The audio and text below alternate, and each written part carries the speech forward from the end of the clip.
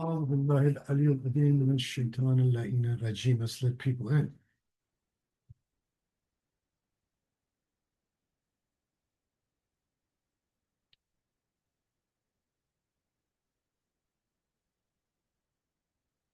All right, is that it?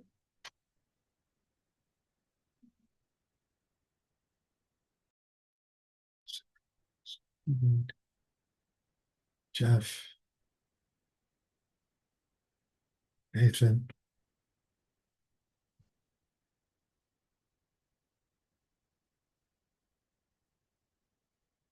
All right, that looks like everybody for right now.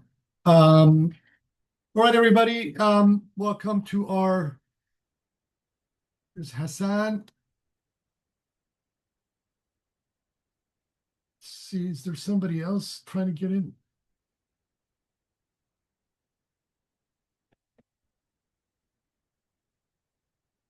Nope, that's it. Okay, well, that's it for today. Welcome to session number 5.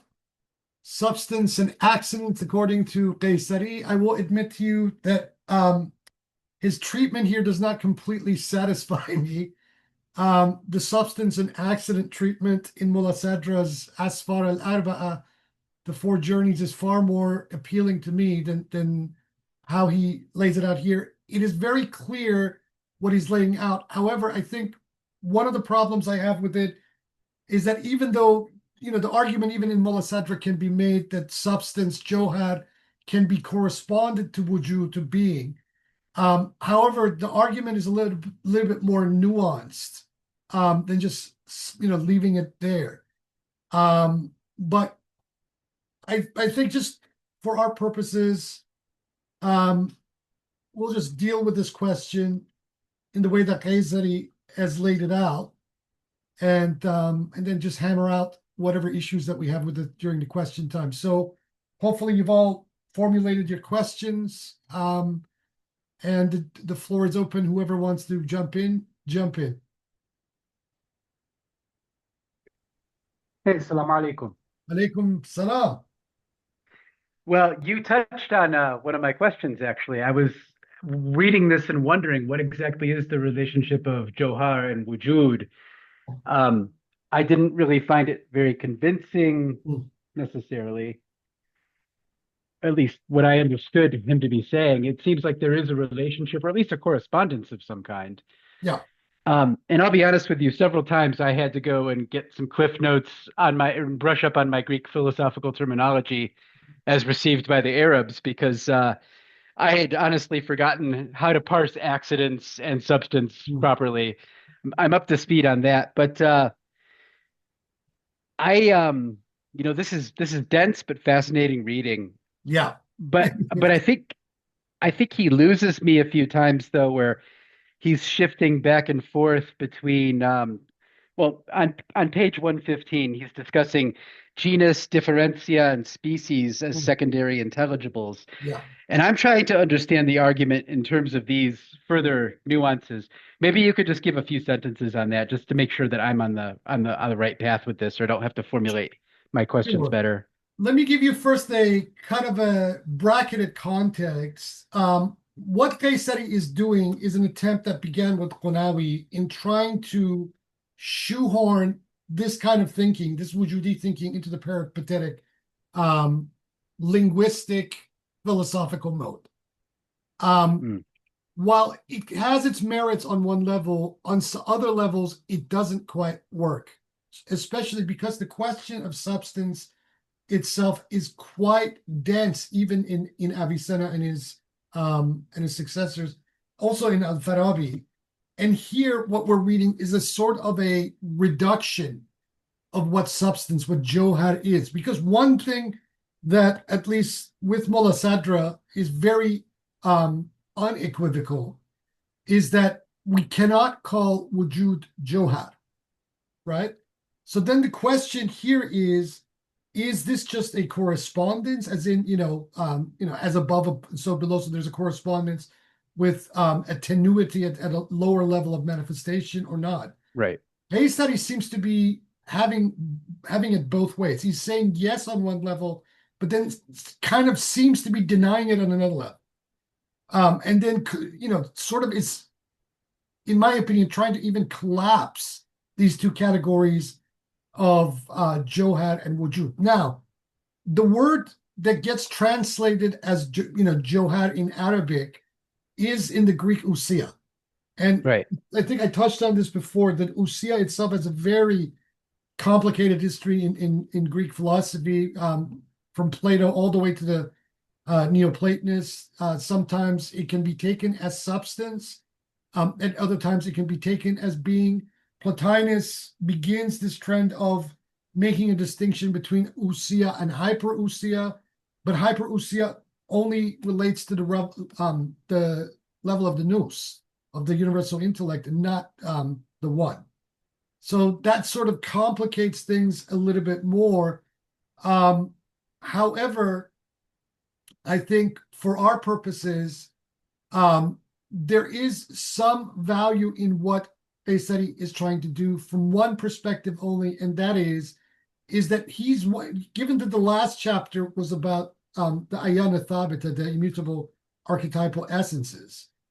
What this chapter to me represents in Qaysari is a further attempt to try to flesh out what these ayan actually, how they're to be understood.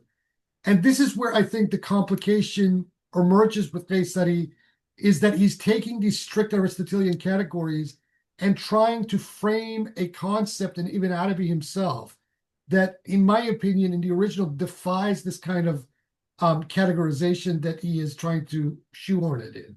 And this is where we get all the problems. And maybe even some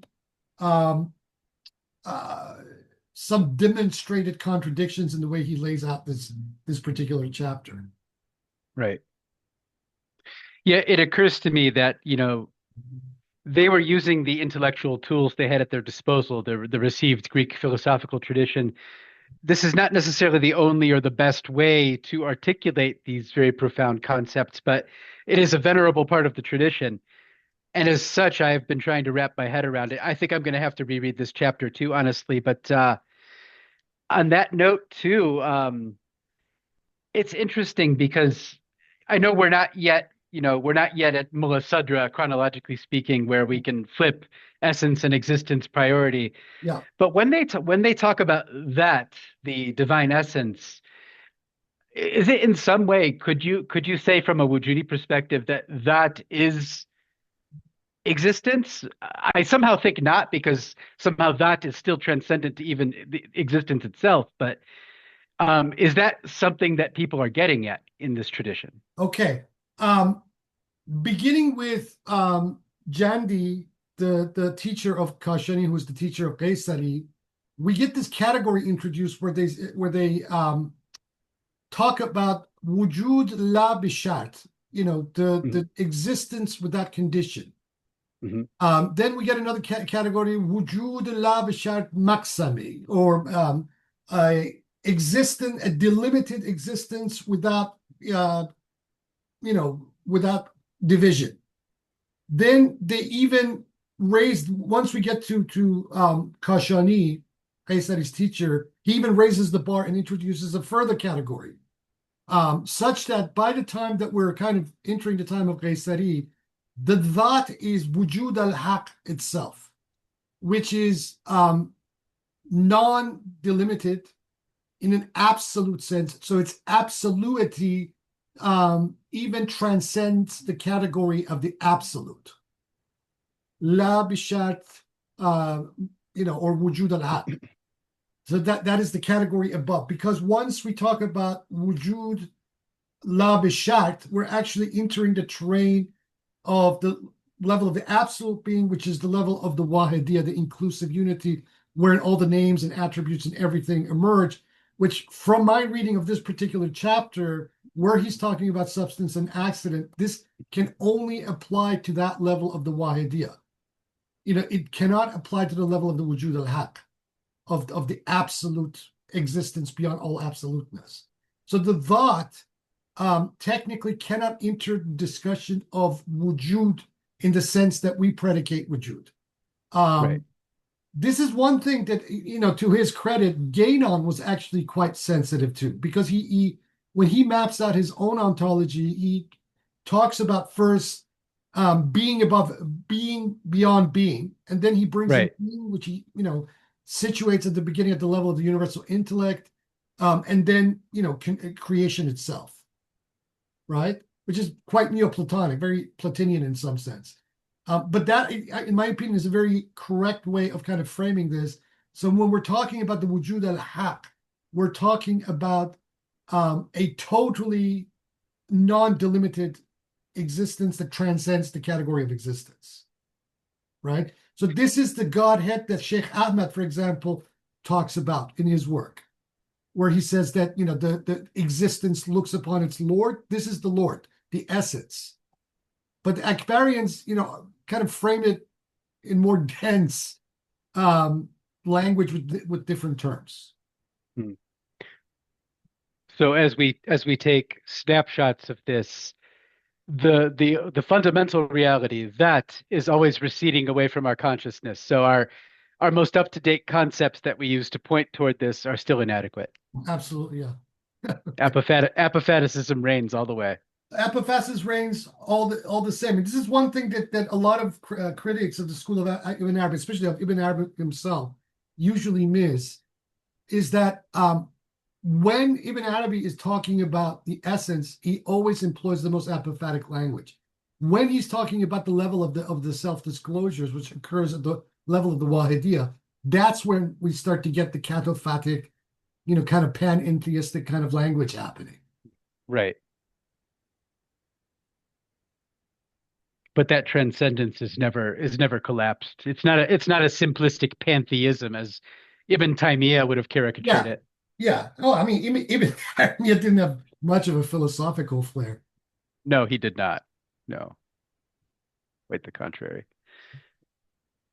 And then one quick clarifying question before I pass it off to someone else. I may have blanked on this being mentioned in previous chapters we read, but he mentions on page 113 the mothers of the names and specifically mentions them as being finite. Is this another coded term for Ayana Thebita? No, Mothers of the names, the or mothers of the names. This is something that Ibn Arabi intrudes. I actually have them written up here in something I've written.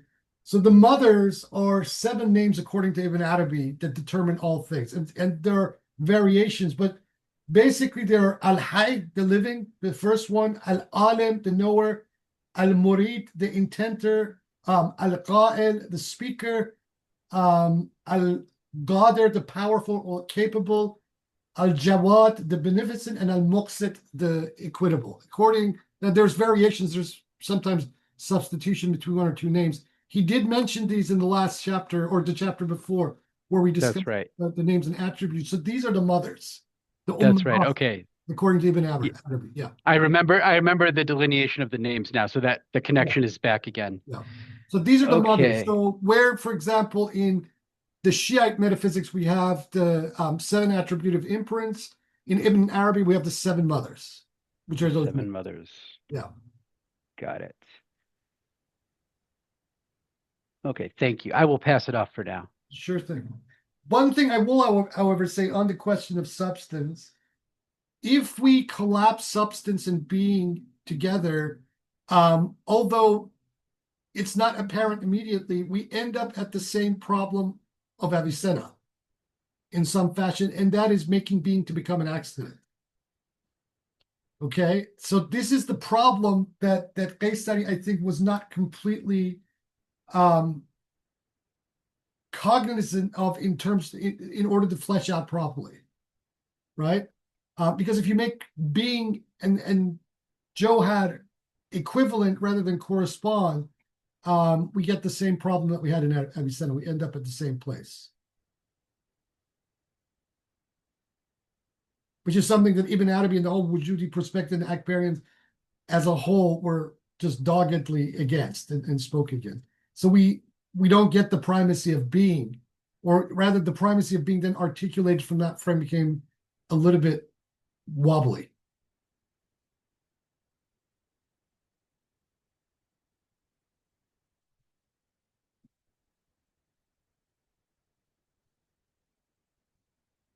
wants to go next?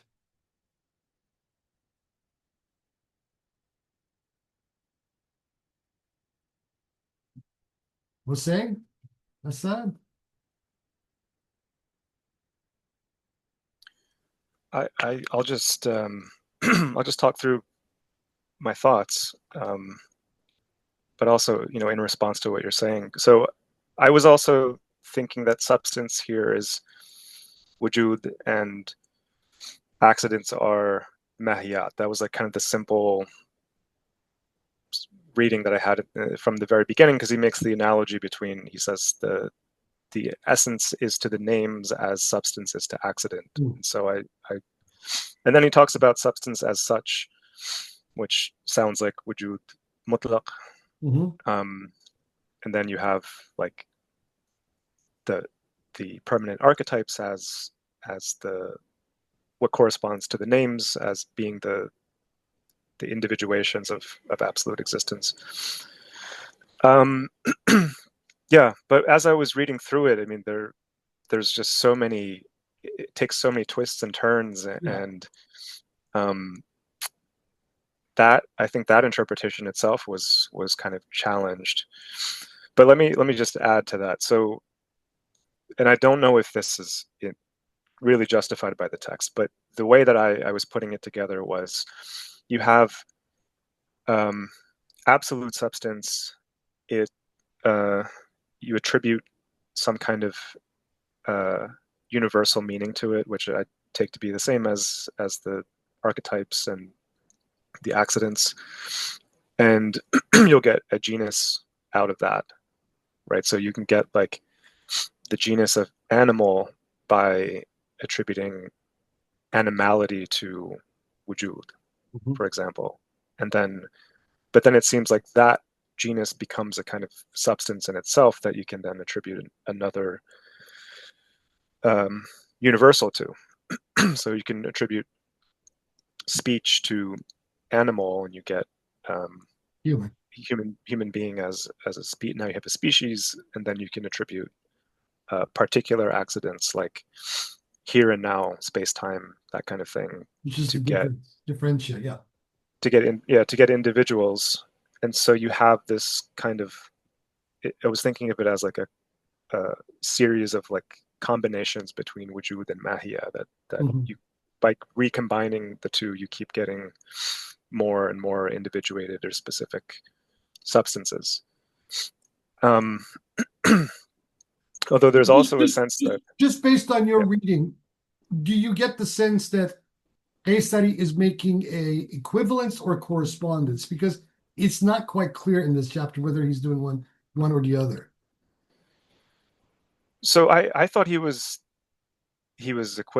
making them equivalent, but then there's certain things that he says that will contradict that completely. Like in section 2, another comment, he says, well, substances and accidents are both in the intellect and externally. So now we have the archetypes of substances and the archetypes of accidents, and we have the outwardly existing substances and outwardly existing accidents, which just completely throws off that whole distinction that I was trying to make. And I didn't know if this was just meant to be maybe like it's purposeful, like you think you think you can grasp it in language, but then as soon as you try to, you can't, and so maybe there's some kind of strategy to this. Well, there is, but I think the strategy is a bit weak here, because I think, going back to Qanawi himself, rather than them trying to modify the peripatetic or the Avicennan categories, the Akbarians, beginning with Sadruddin Qanawi, had a golden opportunity to discard that model altogether and just basically force their own path based on what Ibn Arabi says. Just make Ibn Arabi more, just flesh him out more, make him more coherent. Whereas superimposing the, kind of the Avicennan categories and trying to package this, I think this is where, in some sense, I think the criticisms of people like Claude Das, and even some contemporary, Arab language commentators of Ibn Arabi have said, is that there's almost an attempt to present Ibn Arabi as more respectable by superimposing the Islamic Aristotelian universe onto him. And so once we come to Qaysari, then this is the kind of problem we start to face, where the peripatetics mean one thing by these concepts, and these guys are using these concepts, but then rather than really break them down and flesh them out, they're kind of leaving us in a kind of a weird situation. Whereas if you go back to Ibn Arabi himself and read the situation, it was, in my opinion, much easier for them to basically just pioneer a completely new path, discard the Avicennan Aristotelian framework altogether, maybe use some of its terminology, but just, forge a completely new path. Because this, making equivalence of substance and accidents to, names and its effects, or the essence and the names, it doesn't seem to work once we start to dig into Ibn Arabi himself and some of his very enigmatic, kind of paradoxical statements that he makes. This, to me, sounds like wanting to shoehorn these concepts into that Avicenna framework. And that's why we get this kind of contradictory, kind of framing, like I said. That's been my reading of this for years. Ashtiani, in his massive commentary on these 12 propositions, I think does a very good job of explaining this, especially in this part. But even he admits that that a strict Avicennan framing of this problem is completely inadequate. So then he brings in Mullah Sadra to try to explain this, kind of not so much contradiction, but the kind of limited framing that we're finding here with Qaysari. Okay. I don't I don't have ready to mind what Ibn Arabi says in the fusus. I remember him talking about substance, especially when he's criticizing the Ash'arites and their whole.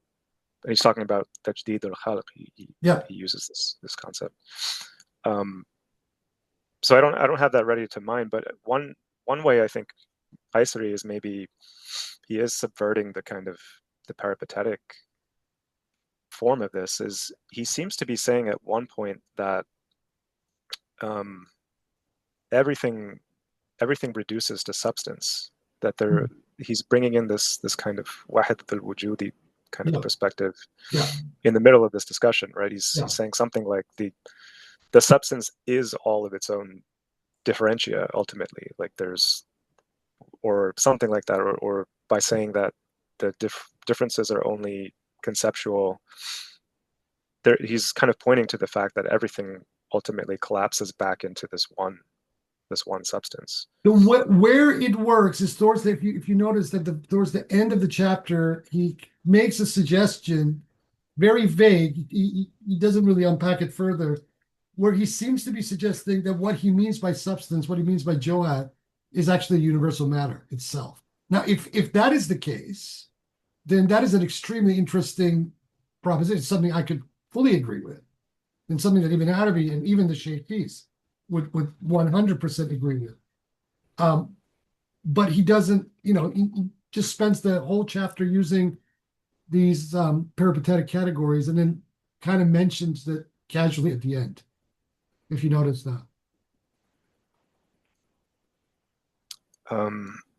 I see it on page 115 at the very top. Is that so? He's saying that the breath of the merciful, in the terminology of God's folk, it's called the breath of the merciful, nafas al-rahmani, and the universal primary, hayula al-kulliya, and that's which becomes individual and existence is called the divine words, al-kalimat al-ilahiyya. But then he doesn't really flesh this out, because this is a very key point.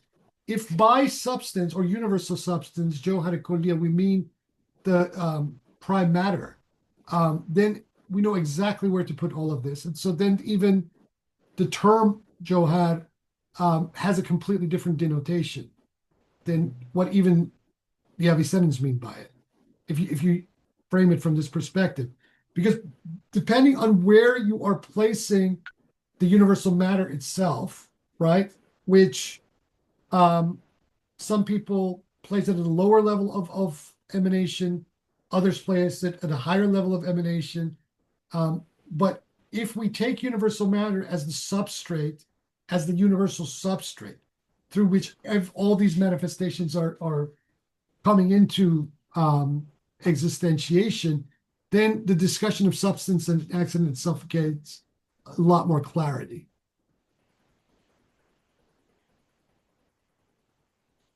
Okay. Okay, well, I guess we'll have to wait until we see what Ibn Arabi says about it. Yeah. Because I wasn't reading it with that level of attention the first time around. But yeah, okay. All right, thank you. Welcome.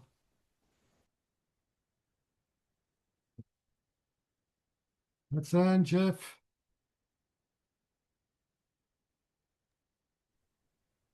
Um, The first quotation, which several places it takes my attention, here in page 123, in the end of the page, which starts what the scholar said, this paragraph.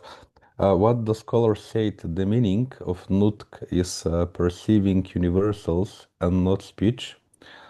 In contravention to common usage, thus support their argument. This is because their premise is that the rational soul applies only to humans, but they do not have evidence for it, nor any awareness that the animals do not perceive universal.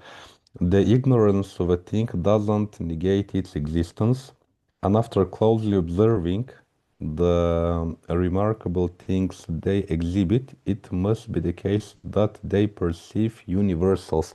This is a little bit tangential to the main discussion, but nevertheless, it is do only humans have a nefsnatic rational soul which is capable of conceiving the universals, or it is also the case with the animals. And here Qaysari says yes, it is also the case with the animals. And the whole page, because before it quotes the hadith and ayat which says that everything is exalting Allah Ta'ala. And also he is, I think, have a good point, because speaking about the miracles of Prophet Muhammad sallallahu alaihi wasallam, he is saying that this intelligence in everything doesn't matter if it is animal or stone or tree. It is internal to it, and what the miracle is doing to brought to the zahir what is already hidden in the batin. But if there was not such kind of intelligence which is intrinsic to everything, this type of miracle would be somehow some type of logical contradiction. So that passage took my and also he's saying the awliya, to the common person it is not visible that everything and Rafa, which have very strong perception of everything, they can see it. Well, one point that he's making at the end of this argument, which is both profound and very important, is that perception, he's saying that perception, therefore consciousness, cannot occur without some form of apprehension of a universal, of a kulli, right? Because individuated perception is only the individuated universal appearing.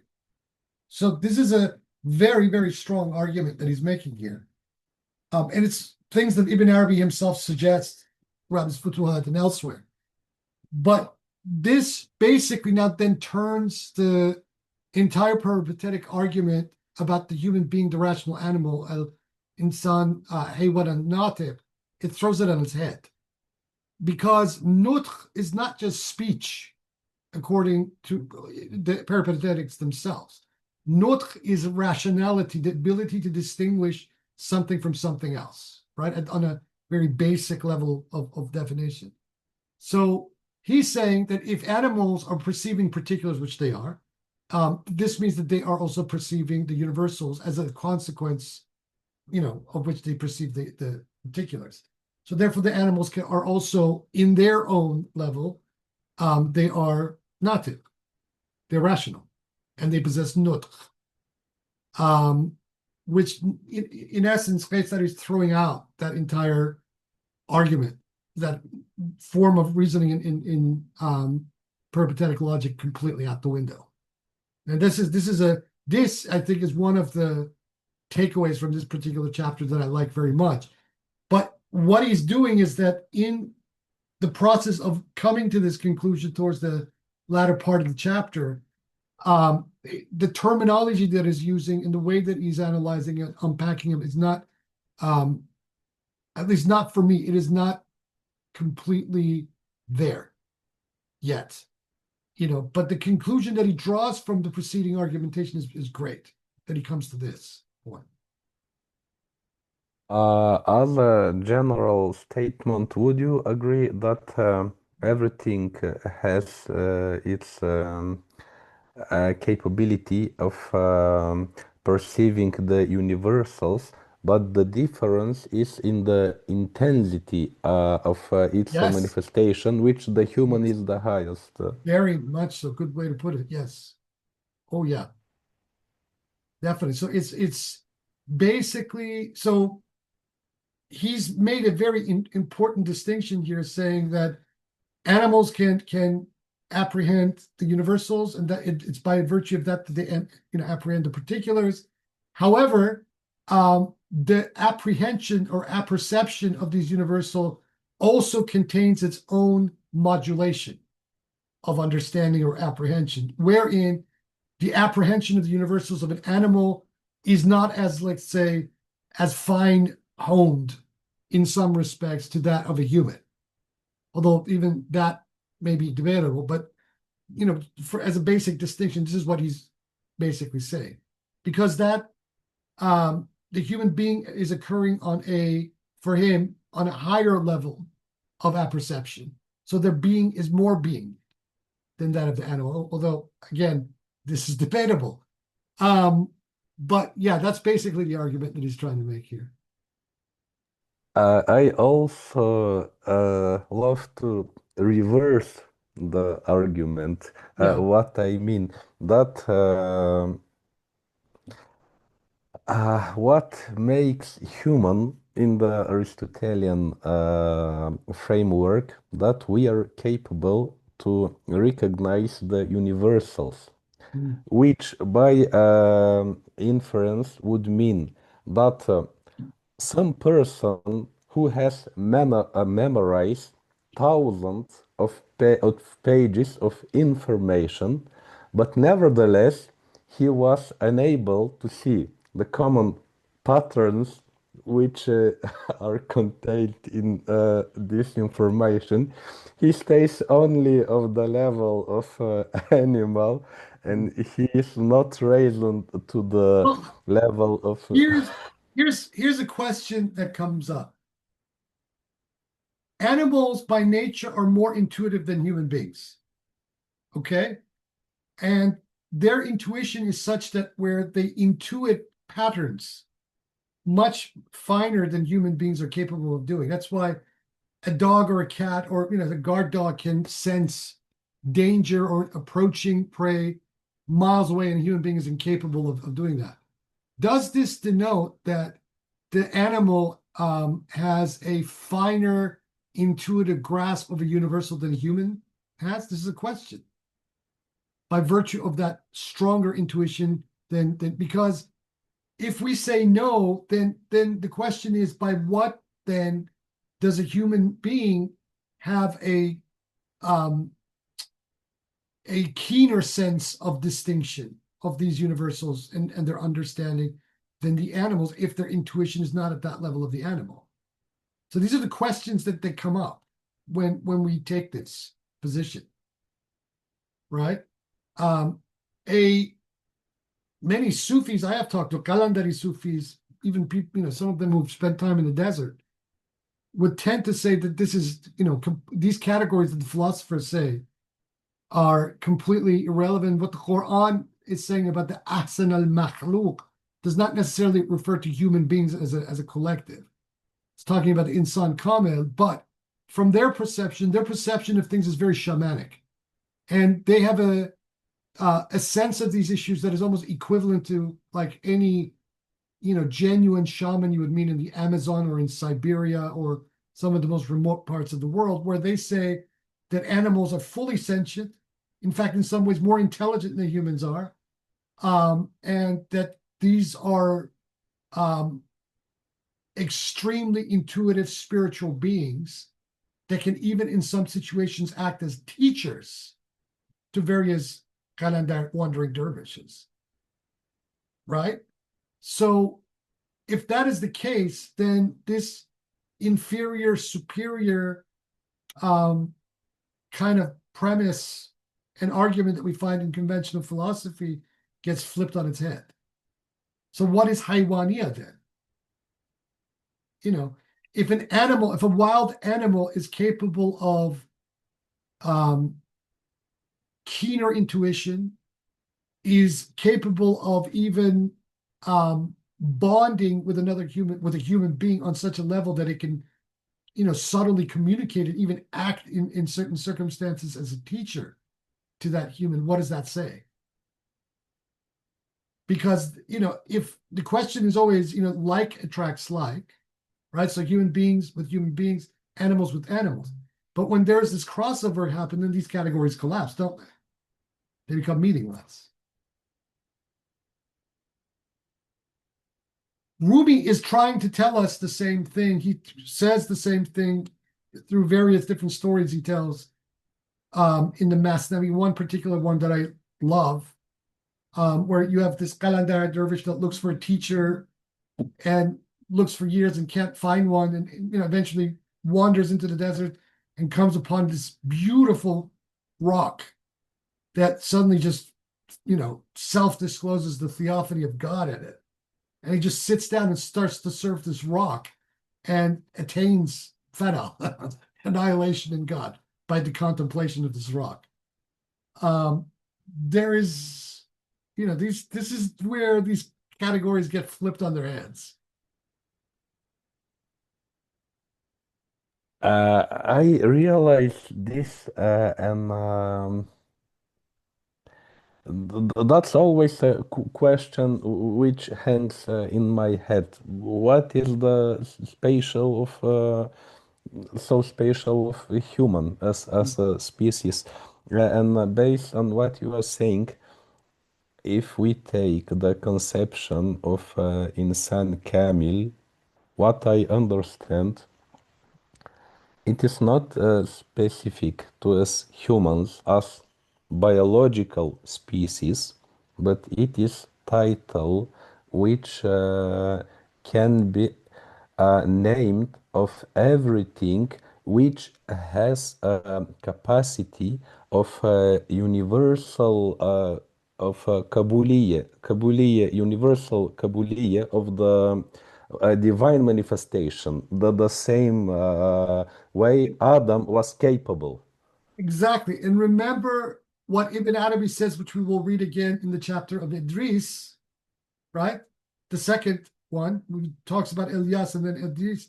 In the second one, he talks about Idris descending into animality before ascending to God. Okay, so that is quite something that, until he descended, or however you want to contextualize this, until he came down to the level of the animal, he could not make that ascension. Yes, I think the chapter of Ilyas alayhi salam, it is the chapter when this error he is put top Yes, down with. exactly, Uh, exactly, exactly. So, this particular statement that Qaysari makes can, in my opinion, only be understood in light of what Ibn Arabi later says in the fusus. Yeah. Okay, just one or two more remarks. Uh, Now, on the next page, 125, the first paragraph. Uh, just as the accidents by its essence seeks the locus in which it subsists, which is the substance, likewise the substance by its essence seeks the accident to manifest through it. Mm. Rather, it is the cause for the existence of the accident and it's seeking it. It's seeking it. This results in an inseparable relationship between them. Or a What? symbiotic relationship between them. Yes, because He's taking the substance accident and applying what Ibn Arabi talks about, the ayana thabita, right? Demanding to be existentiated, but at the same time, that God is wanting to be known, right? So if here we position substance as being God and the accidents being the immutable archetypal essences, God desires to be known, and these immutable archetypal essences demand to be existentiated. So then the accident is the appearance of the substance. They have a symbiotic relationship together. Wujud and the ayan have this, yeah. and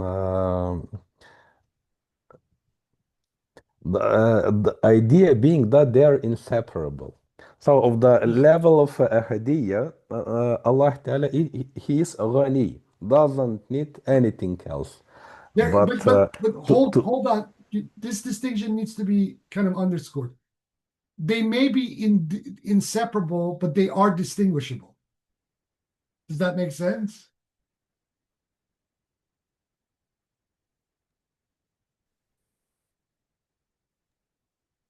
Yes, that makes sense. But yet at the same time, they're one and the same.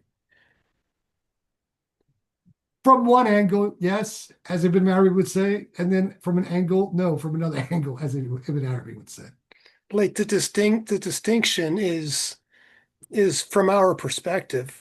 Yeah. And although there is a distinction, I just want to like this last sentence of the paragraph that Hassan was just reading on page 123.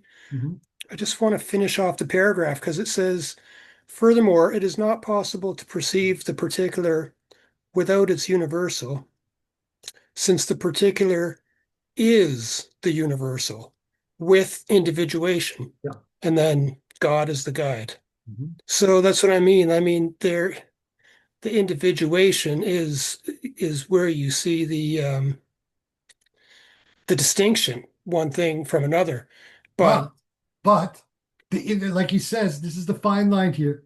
The universal is the individuation, and the individuation is a momentary individuation of the universal. It's not the totality of it, nor is it the totality of it at each moment undergoing a metamorphosis on a universal level. yeah, all right. Okay.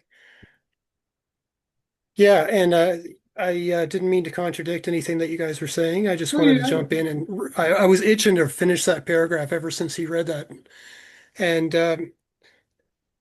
sorry, I didn't mean to interrupt you, Hassan. I'll just shut up here and let you continue, and I'll make my remarks after. Oh no, it's okay because that was exactly the point, the interconnection between them, and association which came to my mind is the Arab and Merbub, that they're inseparable. If you have Arab, definitely you have Merbub and the opposite.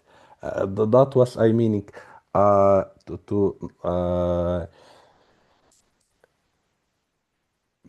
in some sense the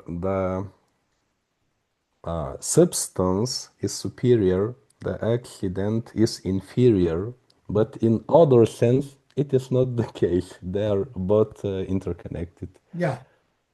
It's like what the sheikhs say when they say that, essence is the becoming of existence, or form is the becoming of matter. That's another way to put it. Yeah.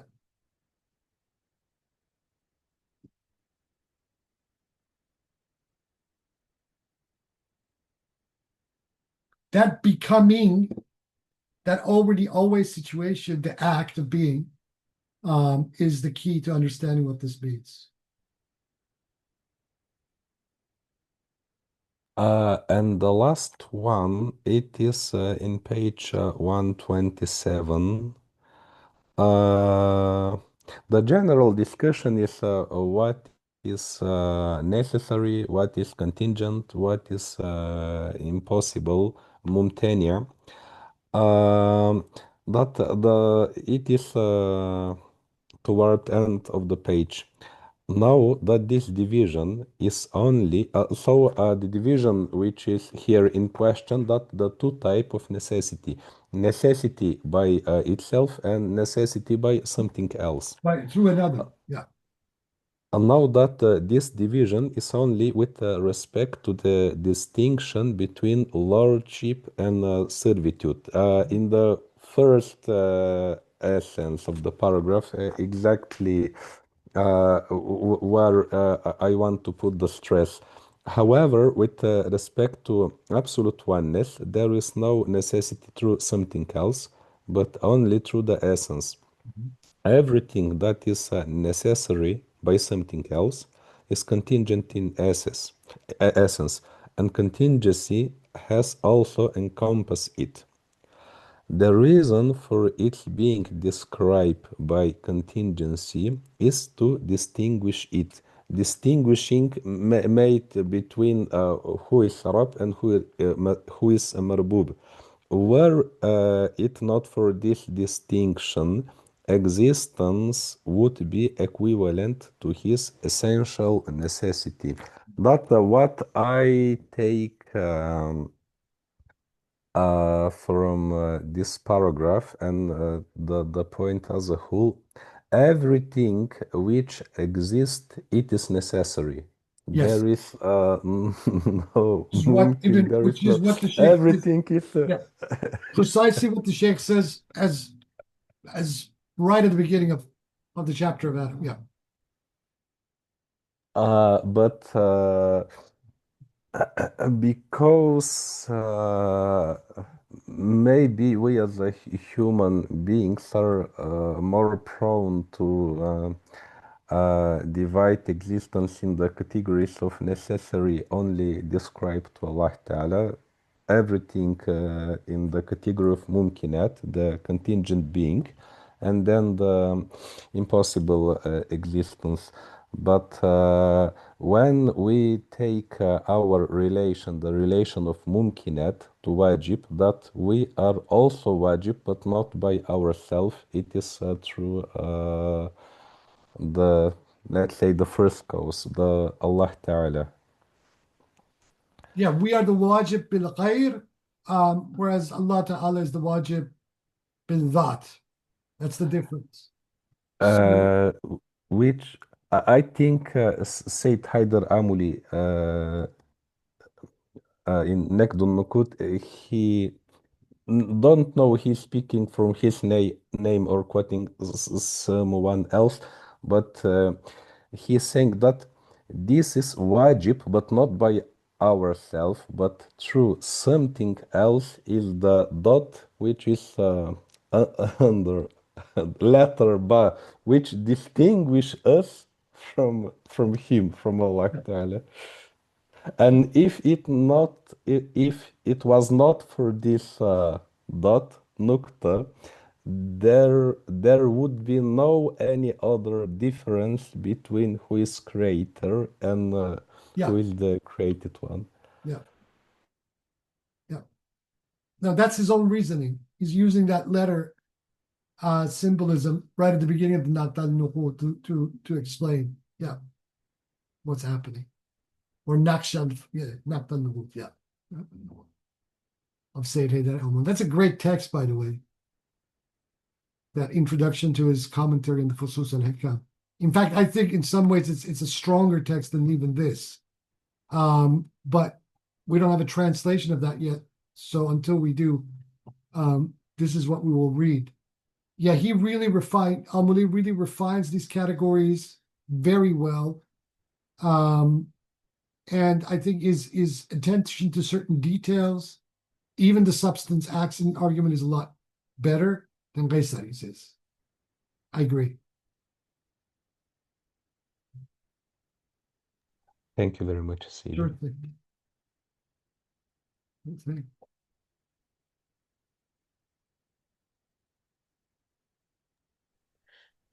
You know what I found funny? It occurred to me as I was reading the first comment. I made a note of it here. I really enjoyed the first part before it started going into the comments, 1, 2, 3, and 4. Mhm. And I wrote down all of that stuff above the comments is for me, I found it so much more enjoyable and easier to follow and grasp Mm. than which is labeled according to God's folk. That for me was gold. And then you get into the comments in the language of the rationalists. Mm. And that's where it becomes that's where it becomes for me dense and almost even unnecessary. Yeah. Like we could have stopped. I could have stopped. That's what I'm saying. The philosophical tradition, I mean, most philosophical traditions insist on talking in extremely dense, almost impenetrable terms at times. But the Islamic peripatetics were notorious for this. And because of the kind of the back and forth between the Sufis for many centuries, what happens in Andalusia and just slightly even before it in the East itself is that the Sufis begin to take on the language of the philosophers in order to discourse with them, and in some cases even refute them. But my opinion is that that's great. These syntheses are very needed. Each talking the language of the other. But with the Islamic peripatetics, their categories become so defined, right? That unless you actually come out and say, well, I don't agree with these definitions by these Avicennians, and even though I'm using this term, this is what I mean by it. Now, this is what Qaysari is trying to do. He's saying that right at the beginning, but without, in my opinion, interrogating those concepts further and breaking them down based on their own definitions, even further than he is, or even coining new terms, which is something that even Arabi would do constantly. He would argue with a given philosopher, and then, basically eviscerate the argument and then reconstitute the argument with new terminology in a more vibrant kind of way. Even Arabi is well known for that in his Fatwa. Yeah. And he does this with the theologians as well. I mean, this is what he did to the Asherites, where he totally breaks down their argument of atomism and occasionalism and then reconstitutes it into something just profound with the concept of the immutable archetypal essences. And So creation at each moment. Yeah. do you think it's even necessary to do the deconstruct, like the destruction of people's other philosophers' objections and arguments rather than just put out, your own unique because that's what gets me down is when you have to constantly go over each and every single little point, every argument, every possible objection, and try to refute everything point by point, one by one. It's like, for me, it's almost redundant and a waste of time at some point when, when you get Yeah, start parsing hairs too finely. I agree. Unless one is part of an intellectual tradition, right? Which from the time of Qanawi onwards, the Akbarians were insisting to belong to, and they succeeded, largely succeeded because at least in the study of philosophy in the seminaries with the Shiites and some Sunnis as well, the Akbarians very successfully managed to put their stamp in that, in that larger subculture, such that as we move closer to the modern age, they themselves become an indispensable part of the philosophical heritage. Whereas before then, the Sufis and the philosophers and the theologians were completely at loggerheads. So what these guys did was basically initiate this greater trend of a synthesis of all these various intellectual traditions until we come to Mulla Sadra, where the synthesis just is complete. But in itself, I think it can be a little bit redundant, and it can also confuse. And this is why, unless you were kind of inclined this way yourself, within the larger Sufi subcultures of the pre-modern period, you wouldn't be studying these sorts of texts. Instead, you would be studying Rumi, right? Or Hafiz, the poetry. Yeah. Yeah. Yeah. Then you have a figure like Suhrawardi who had his feet in all of this. He was writing visionary narratives and dense philosophical texts, writing poetry and writing prayers, and all of that kind of thing. Ibn Arabi, to some degree, was doing the same thing in his own. Yeah. And I didn't mean to complain. I mean, it's all good and it's all probably necessary ultimately in the long run. It's just, it's, some things are more enjoyable and more intuitive, and some things are more, I don't know, mechanical and almost irritating in a way. So, but what these guys what these guys were very good at, and Qaysari is showing us that he's doing that, except here in this section, he's not doing it to my satisfaction. But what the Akbarians were extremely good at is to do that. They would basically breach into the circle of these theologians and philosophers, completely master their language and context and argumentations and text, and then start the debate based on their own categories and breaking down the limitations. A classic example of this is the conversation, the correspondence between Qanawi and Nasiruddin Tusi. They had a very fruitful back and forth with each other. Tusi obviously is one of the most eminent Seljuk era philosophers. He was originally an Ismaili. Once Alamut collapsed, when the Mongols took it, he changed allegiances from being an Ismaili to being a Twelver Shiite. And during his career as a Twelver Shiite, he penned some amazing philosophical texts. One example is the Tajrid al-Aqaid, which is a great peripatetic text, post Avicennan text. He wrote commentaries on Ibn Sina, are profoundly good. He knew his Suhrawardi quite well. And him and Qanawi were back and forth having a very lively discussion, a very lively debate. And in some instances, I think Qanawi may have dominated the discussion with Tusi. Interesting. Yeah. Chittick has an article on this somewhere. I think you can probably even download it online. I'll try to see if I can find it. The Qanawi Tusi dialogue. Yeah.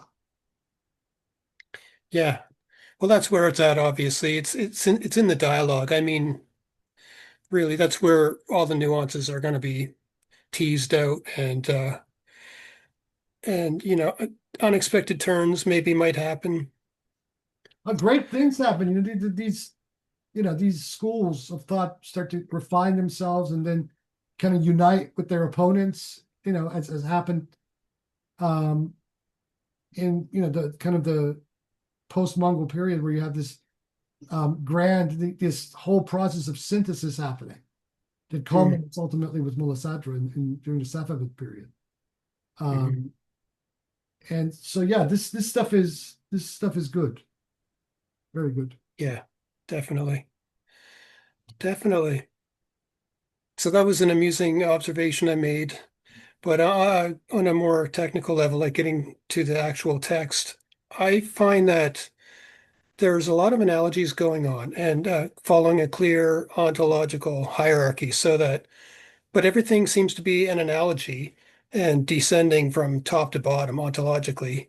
So that the previous chapter, I think was the last chapter, attributes and names. The last I chapter we think. had was the image of the permanent archetypes. Oh yeah, right, the archetypes, right. Yeah. So the chapter before that was attributes and names.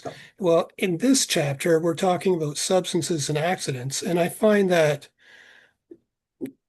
correct me if I'm wrong, but do you see a direct analogy between substances and names, Mhm. and accidents and attributes, You can. for This is starters?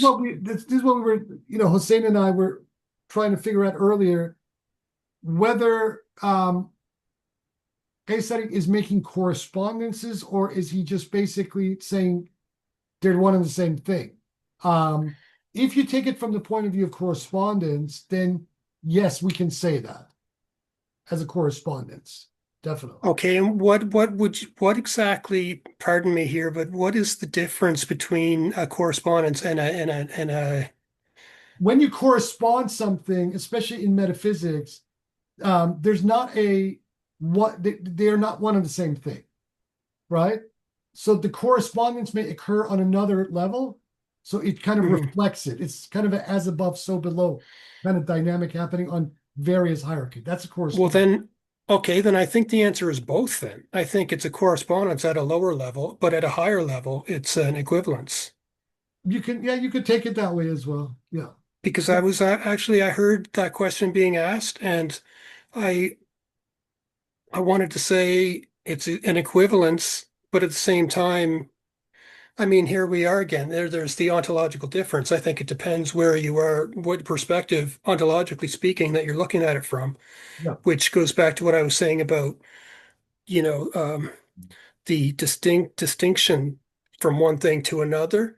Um, it's obviously at a lower ontological level than the the non-distinction, because the higher you go, the more blurry the lines become, Right. The obviously, higher and you go, the things line just completely collapse. But then the question to is the lower level instantiation or outcome or product or or the mastur, what has been produced by the Sadir, the one above it, the producer, are they one and the same thing?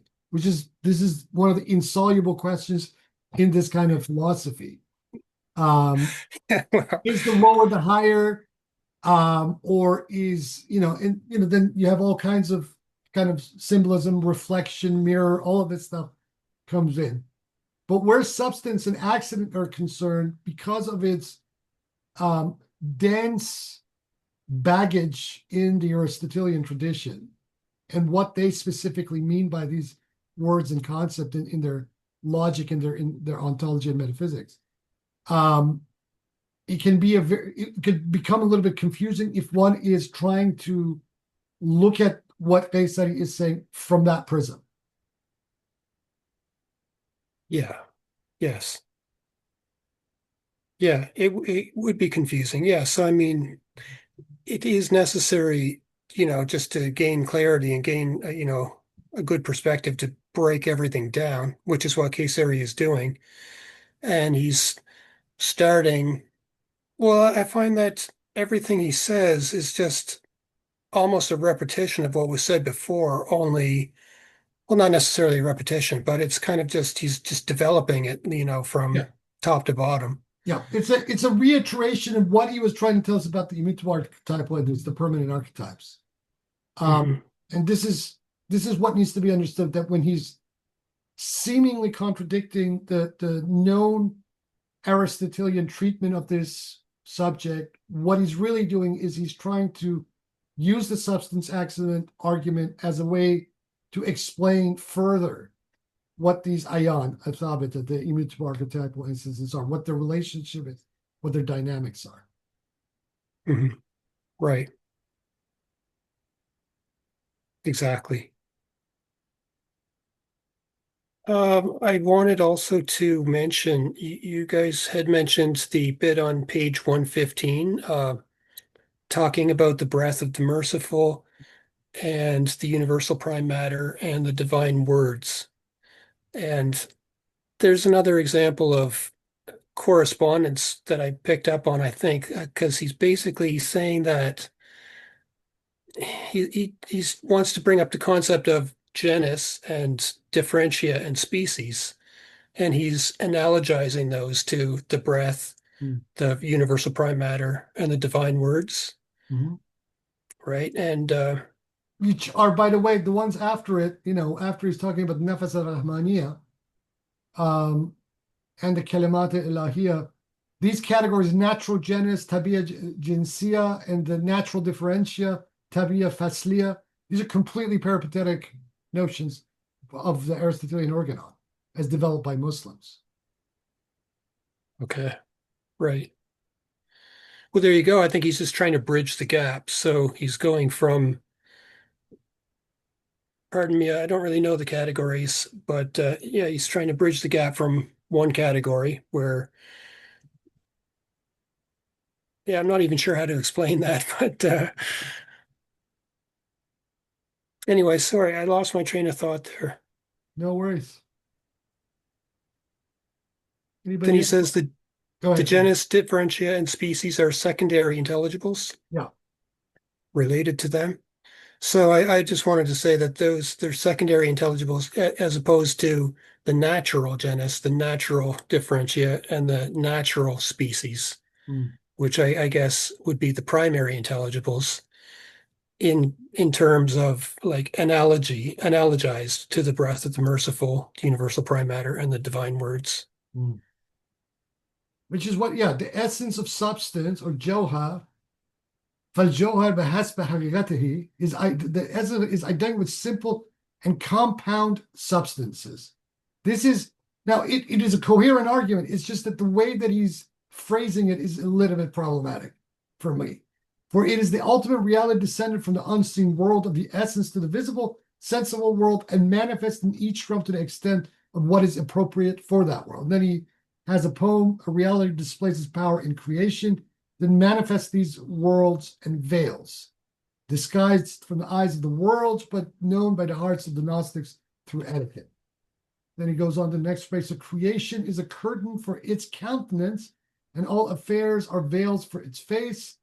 Its concealment by creation is of no surprise, but its oneness with it is what you find wondrous. Yeah, that's a great poem. I like that. The those last two lines in particular, especially the one on the one hand, it's no surprise that the creation veils the reality. Yeah. But the fact that the reality is what was that last line again? I'm sorry. Can you read But that its last line oneness one? with it is what you find wondrous. Yes, exactly. Because you wouldn't expect it. Because you have a tendency to think that the creation is mundane and that there's nothing special, nothing to see here, and that you know what I mean, because the reality is hidden. But it might not be as hidden as we might You want to think. think or believe. Yeah. And to realize that it might be the truth might be right there in plain sight. Yeah. It might be a pretty wonderful observation or realization. Yes. Very much so. What did you think of, finally, this is the last thing I say. I really liked the last note on page 127 where he was talking about the division of necessary, contingent, and impossible. For me, that made a lot of sense. And just wondering, would you corroborate everything that was said there? What he says here, I mean, and he actually did quote Sayyid Hussein Nas from three Muslim sages.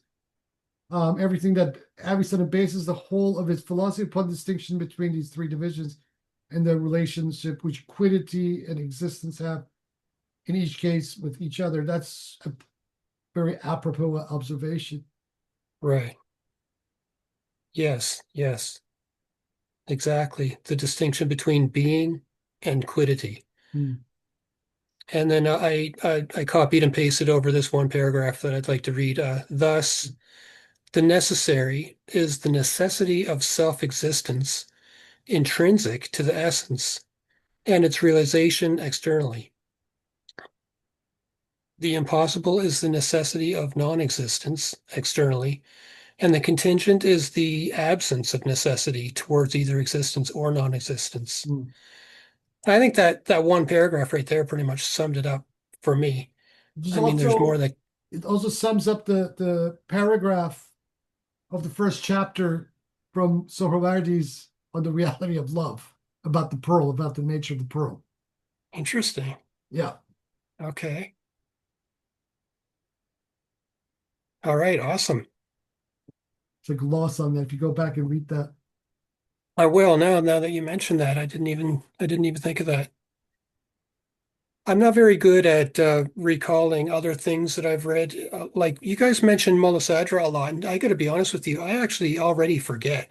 As much as I loved reading that, I can't like recall it in my mind now. Like it's already, my memory sucks when it comes to recalling specific Well, then maybe you should bits and pieces. So take some notes, electronic notes that you can then refer to whenever you yeah, want.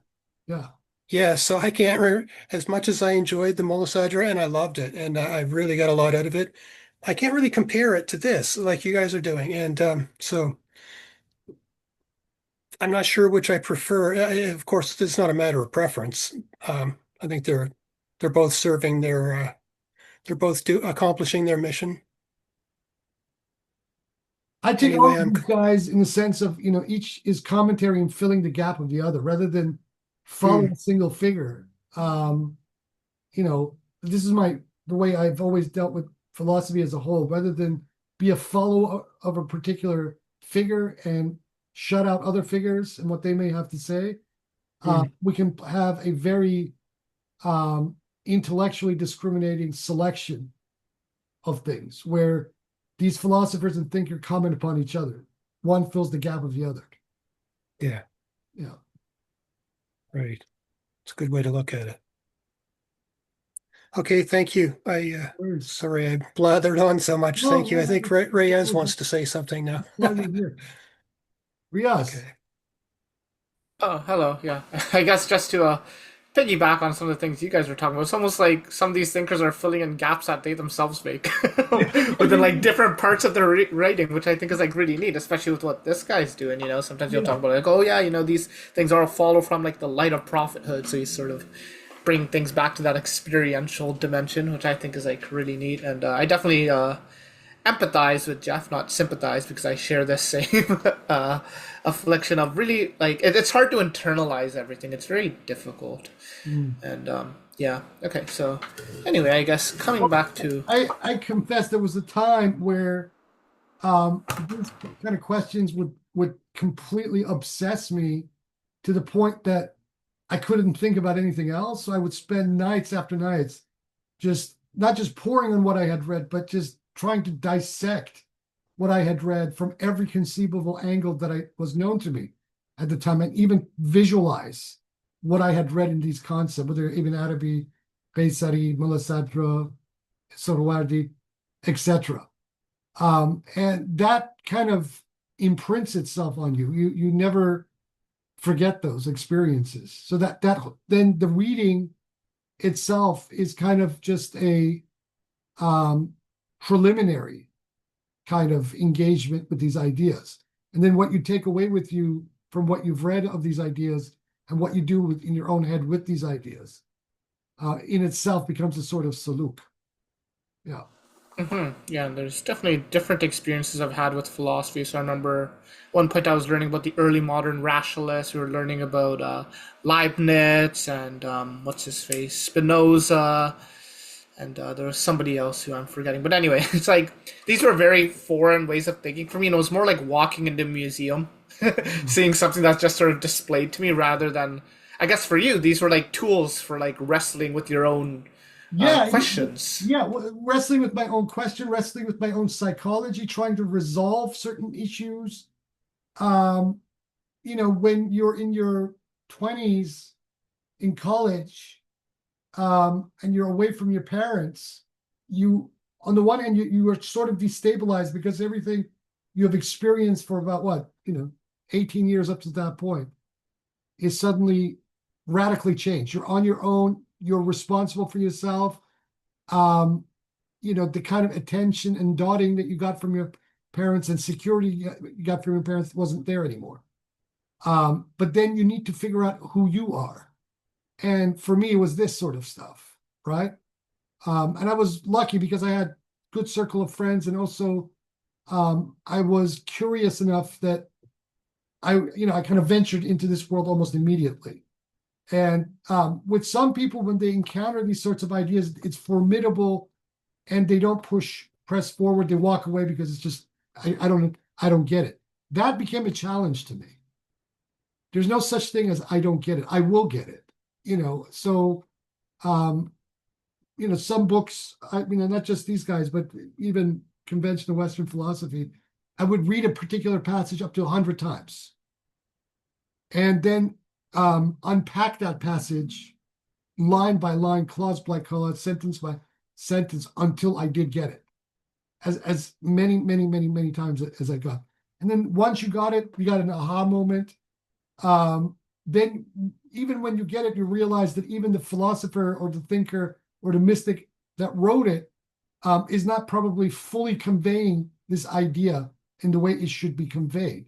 And perhaps even in the process of conveying the idea, there are certain things that they overlooked when they were doing so. So all of these then considerations, one by one, come up.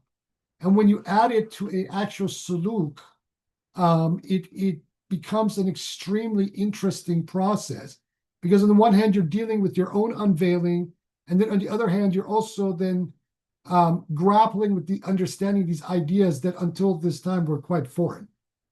So, then you have to understand your own learning process, because one thing I have learned about learning process is that the mind learns something to the degree that it has a familiarity with it. So if a given idea is foreign to you, how do you create that familiarity in your mind so that your mind will get it? And so this became part of the journey, to be able to create that kind of framework in your own mind, to get that familiarity so the ideas make sense. Right, I think one thing that really stuck into me with studying philosophy is that I'd spend a lot of time reading something, and I'd kind of feel bad, like, oh, am I stupid? Then I'd think, oh, how much time did this person spend writing it, right? And it sort of leads to these feelings of like affinity and closeness with this person who I'm separated from by. This person didn't even know Canada existed. My ancestors at that time didn't even know Canada existed, but here I am in Canada, reading this person's writings. And it was just very fascinating to develop that sort of closeness, that affinity for these people. So, like, did you see these thinkers as just conveyors of ideas, or did you get to a point where you really started to feel like a deep affection for them as people as well? You get that deep affection for some of them, others of them not. Like Kant, I can't stand. Okay. Immanuel Kant is just, I picture him as this extremely arrogant, dry German minister intellectual, someone that I would not at all get along with in real life. And I grappled, with this whole trilogy of, the metaphysics of morals and whatnot. And his writing is dense, and in translation is just as dense. Hegel is another one. Hegel, I figured out, as dense as he wrote, I figured out completely after about 6 months. He's basically doing everything that these guys, all these Neoplatonists, Ekbarians, etc., are doing it, but he's doing it backwards. The absolute is something that is in the future. It emerges. It's not something that is a principle. So it's, once you figure that out about Hegel, then everything else starts to make sense about it, and so on and so forth. And these guys as well, I did. And this is why I've spent with every thinker I have engaged with, both,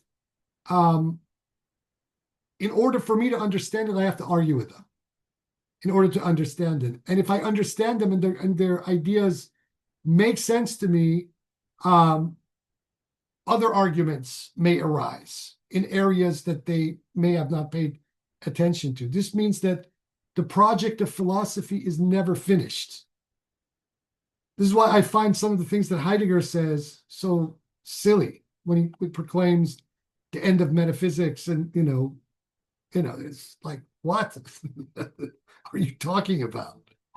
And so on and so forth. So, but yeah, you with some of these folks, one that the relationship can become very both intellectually and emotionally intimate. You feel a kind of camaraderie with these people.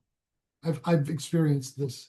Yes, very Yeah, much. because I remember I've had the experience where I would sort of it's not a mind state that I can just like I can just like turn off and on at will, but it was something that would sort of happen where I'm reading something and I'll get into this dialogue and I'll be arguing with the person as I'm reading them, and then so I'll read one sentence, I'll have a question about it, and then like lo and behold, the next sentence will like answer that question or Yeah. will address that question. And the reason why that's interesting to me is that I know somebody who's studying philosophy at university right now, a pretty good university, and they were saying that because of like AI and stuff, the professors are making all of instead of writing essays, the students are basically they have like an oral examination or a dialogue with the professor instead, talking about the ideas. And I think that's like really interesting because people say that like I don't think it's true but people say like, oh yeah, philosophy started with the Greeks and then Plato wrote everything in his dialogues and stuff like that. So I find it very interesting that we're sort of going back in pedagogy to this whole like idea of a dialogue as well, because I think that's sort of like the end goal of what you want to experience as you're reading philosophy. It should be like almost an experience, not just like the cataloging of knowledge, right? Yeah, this is a good thing. In fact, I think this is a better way of examining students to see whether they've assimilated these ideas, rather than handing them a stencil book and in 500 words write us about this concept in Plato, or this concept in Aristotle, and this concept in Descartes or Kant, and whatever, which is the way that they did it when I went to university, or at least on the undergraduate level. So to get students back to actually dialoguing, expressing, articulating in their own voice these ideas, I think, is a much better gauge to determine whether they've actually understood these ideas or not. And AI itself is good, and it's expanding, in my opinion, every day. It's getting smarter. It's refining itself. Where philosophy is concerned, one thing that we got to understand, even about mystics, is that everything they have said, everything they have articulated, has to be taken from the point in time, and even from the state of mind that particular thinker and philosopher has written that thing. And that is what makes all of these statements contingent and not absolute. Hey, yeah, that's a pretty cool way of looking at it. Thank you.